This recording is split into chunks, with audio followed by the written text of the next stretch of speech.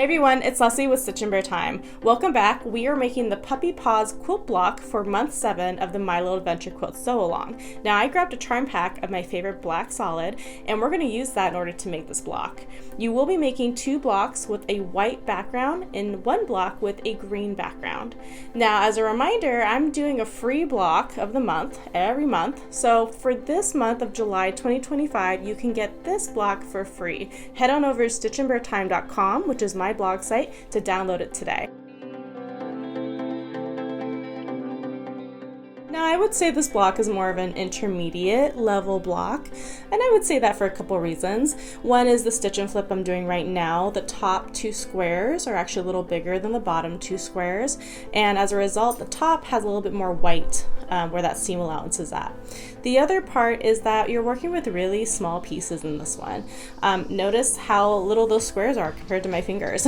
So you want to be careful when you're pressing. Don't burn yourself. Be careful in the sewing machine as well. And I would say that even though you see me pressing to the side here in this part, to make it easy for everybody, maybe consider even pressing this whole block open. That might help make everything match up a little bit easier and just lay a little flatter.